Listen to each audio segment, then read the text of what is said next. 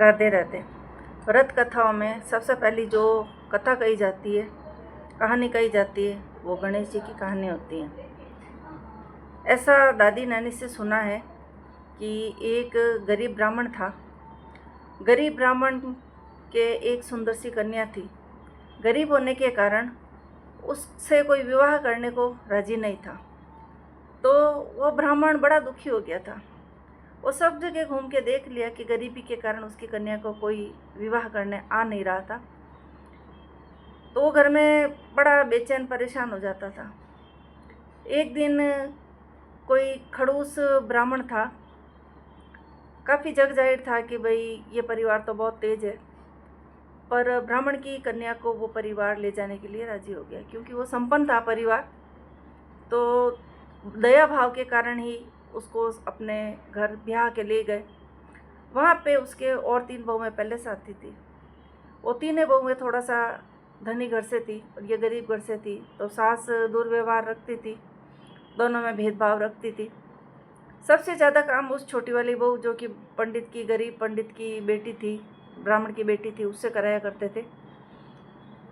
अब दिनों दिन वो अपने ससुराल में रह रही थी और गर्भवती हो गई। एक दिन उसके ससुराल में चूरमा बना। अब उस चूरमे को सबको बांटा गया। उस गर्भवती कन्या को, ब्राह्मण की कन्या जो थी, उसको थोड़ा सा दिया गया।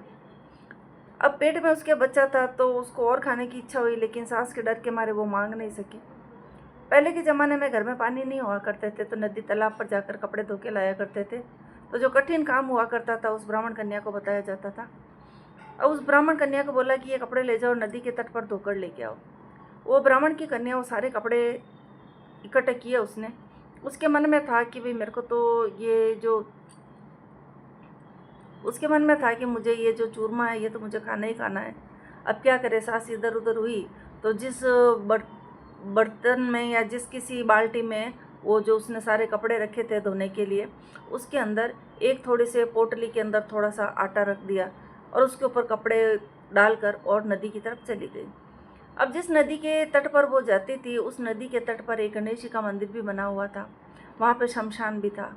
उसने नदी के तट पर एक पत्थर को अच्छे से साफ किया, उस पर वो आटा डाला और नदी के पानी से उस आटे को गूंद लिया और हाथों से ही थेप कर उसने एक मोटी सी रोटी बना ली।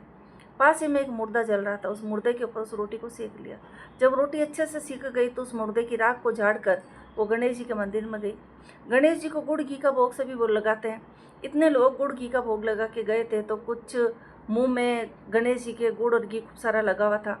जहाँ पर खूब सारी चींटियाँ आ गई थी, काली चींटियाँ भी बहुत सारी हो गई थी।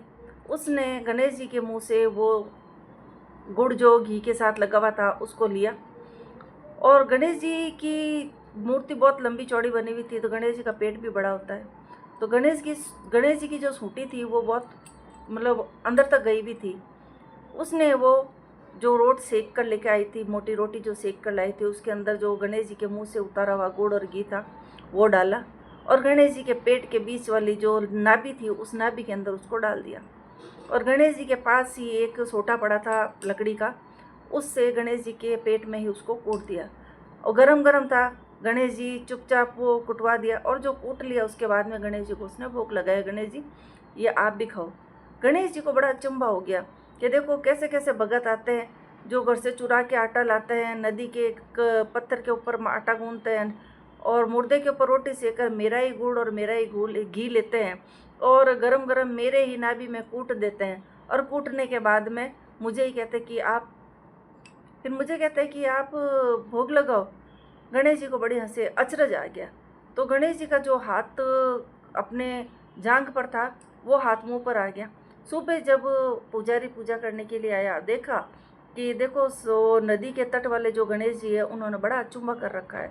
अब ये बात राजा को पहुंचाई गई। किसी ने कहा कि इससे राजा के ऊपर भार हो जाएगा, किसी ने कहा प्रलय आ जाएगा, किसी ने कहा प्रजा के ऊपर भार आ जाएगा। अब जो उस ब्राह्मण कन्या का जो ससुर था वो राज का ज्योतिष था। राजा ने उसको बुलाया और बोला कि भाई देखो तुम्हारे ज्योतिष की किताबों में क्या लिखा हुआ है, ये गणेश जी का ये अचरज कैसा हो गया है, ये अचंभा कैसा हो गया है, आप इसमें देखो।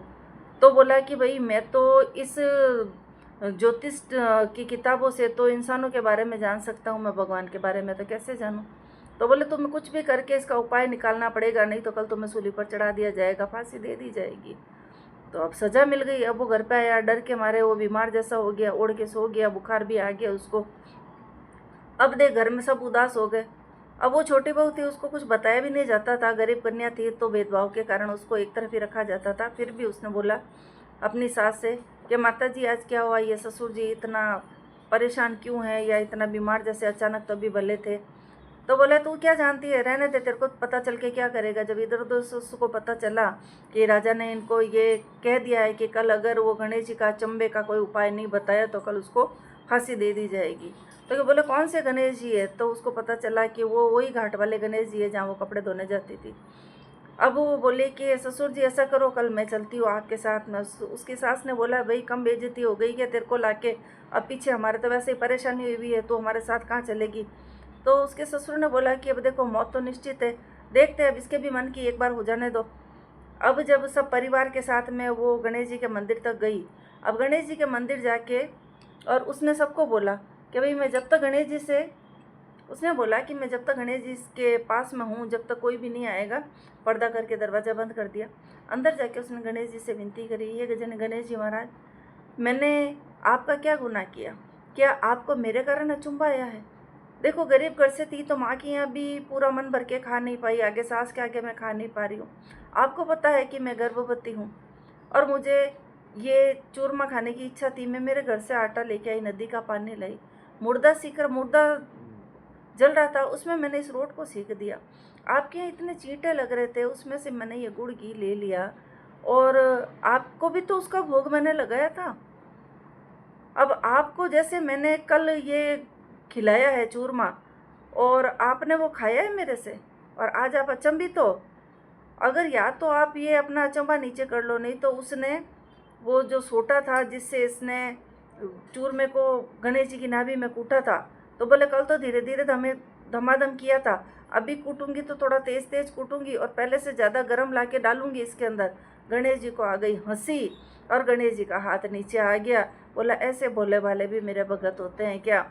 अब वो बाहर आई तो देखा कभी गणेश जी का अचंबा हट गया है। तो किसी ने बोला भाई तू ऐसा क्या कोई जादू जानती है जो तूने ऐसा कर दिया। तो कहते हैं ना कोई भी अच्छा काम करो तो उसके पीछे तो बुराई मिल ही जाती है। किसी ने कहा ये तो डायन है, किसी ने कुछ उसके लिए गलत शब्द बोले। तो जो माँ गजानंद जी की मूर्ति, जो गणेश जी की मूर्ति थी, उसके पीछे वहाँ का जो पुजारी था वो छुपके खड़ा हो गया था। वो सुन रहा था, उसने आके बोला कि नहीं, ये एक भोली डाली कन्या है ब्राह्मण की, और जो भी बात हुई थी उसने सबको बता दी। तो राजा ने पहले ही कह रखा था कि जो भी गणेश जी का अचंबा ठीक कर देगा, अचरज ठीक कर देगा, उसको मैं धर्म की बहन बना के और खूब सारी दक्षिणा दूंगा। जब राजा को पता चला कि इनके ब्राह्मण की जो बेटे की बहू है, उस बहू के कारण गणेश जी का, उस बेटे की बहू के कारण गणेश जी का अचंबा अचरज खत्म हो गया है, तो उस ब्राह्मण कन्या को राजा ने धर्म की बहन बनाया और बहुत सारा धन दिया और उसको बहुत खुशियाँ मिल गई। अब उसकी गरीबी भी दूर हो गई थी, उसके घर में अन्न धन सुख समृद्धि वैभव यश कीर्ति उसकी बढ़ गई थी, हर जगह उसका मान सम्मान बढ़ गया। तो कहते हैं कि हे गणेश जी महाराज, जैसे आपने ब्राह्मण की कन्या का अन्न धन से और मान सम्मान से उसके जीवन को भर दिया, वैसे हम सबके घर में अन्न धन सुख समृद्धि और मान सम्मान सदैव बनाए रखना। राधे राधे, जय श्री राधे।